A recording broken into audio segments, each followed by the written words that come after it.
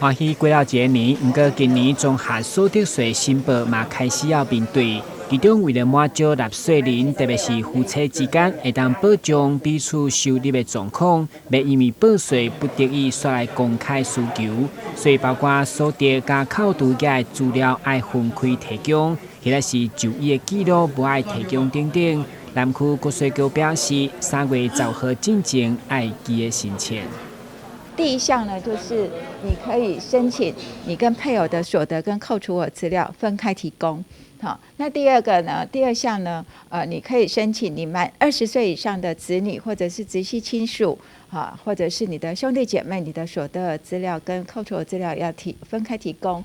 那第三个，你可以申请不要提供你纳税人本人的扣除额资料。第四个，你可以申请不要提供纳税人本人的医药及生育费扣除资料，这是扣除资料跟所得资料分开的部分。那所得税试算服务呢，我们其实也是有分为4项。当然，国税局嘛提醒纳税人，或是翁仔某之间，虽然申请分开提供资料，除了符合会当分开申报的状况以外，又还应该合并来报税。及申请方式，不管是来国税局的柜台，或是网络申请拢会当。另外，今年若是年满20岁以上有趁钱，要头一摆报税申请税额试算服务，卖记你伫3月10号之前提出申请。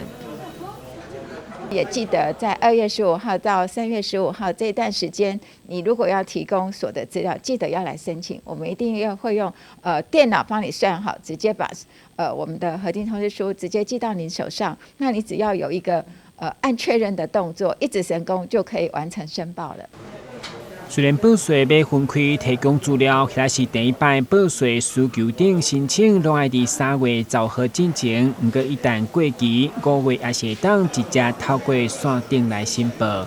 但新闻君及何强邦采访过的。